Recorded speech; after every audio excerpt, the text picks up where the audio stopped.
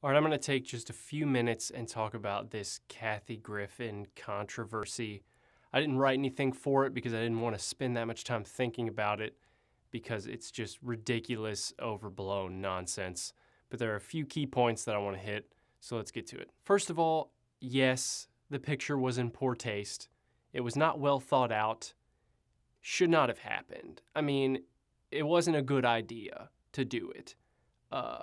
But for me, that's as far as it went. It was just a dumb idea. People saying she was inciting violence or that she's, equivalent to ISIS or some shit. Just shut up. It's stupid. It's a terrible picture. It's a terrible head prop. It looks bad. It was nothing more than just a poorly thought out image. With that being said, she should be able to do whatever the hell she wants, man. Obviously, when you work for CNN, you have to know your place.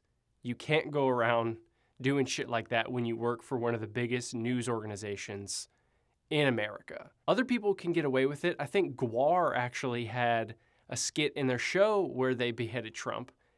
That's fine. It's cool because they're GWAR, man. They know their place. Kathy Griffin didn't know her place, and she should not have done that, being in the position she was in. I think that's really the only thing that made it a big deal was her position as part of CNN. Otherwise, it's just a shitty comedian doing a shitty thing. It's nothing. But her role in CNN, I think, is what made it such a big deal. And really, I think the line here between her being serious and it being a joke, it's pretty unclear. I mean, she is a comedian. First and foremost, had she had it as part of her show, as like a goofy prop comedy part of her show, it probably wouldn't have got any sort of response. And had she maybe had a not so serious look on her face, like a little bit of a smirk, it probably would have been thought of as a joke because of how bland it is otherwise, because of how bad the head looks and the picture's just boring. It could have almost been a joke had it been changed a hair and everyone just would have laughed it off. But instead, the response is just way, way over the top. So she gets dropped by Squatty Potty, and then she gets dropped by CNN. But then something weird happened. Jamie Kennedy posted a video talking about it. The first time ever I'm actually scared as a performer, comedian, artist, whatever you want to call me. I can understand CNN letting her go. That makes sense. It's a news organization. I can understand that company letting her go. I get that. But to lose your stand-up gigs,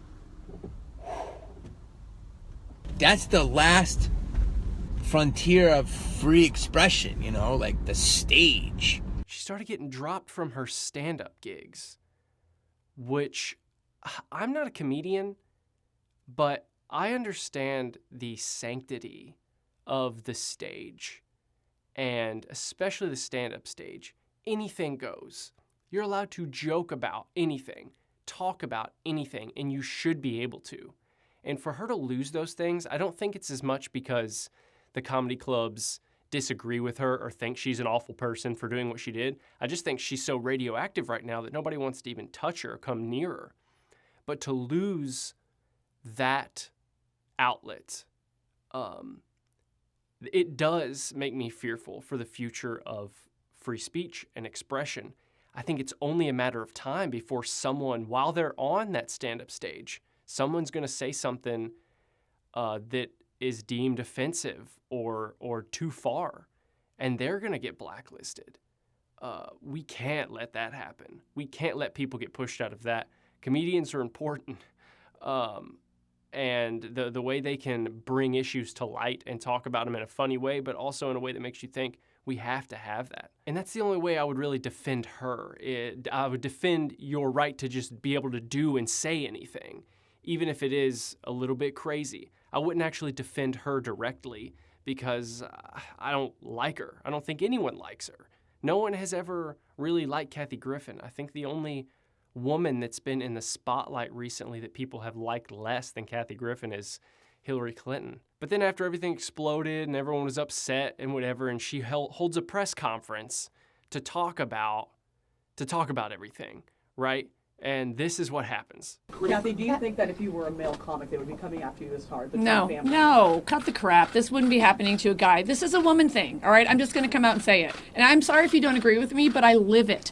Get the fuck out of here. This is where it's totally lost. Like, you have lost, okay? I would have defended your right to at least express yourself in some way. If you want to call it expression, if you want to call it art, do it. If you're going to feel strong enough convictions to make this image and to post it, stand by that shit. Stand by it, okay? But what you do instead is get up there and try and play the victim for having posted that image.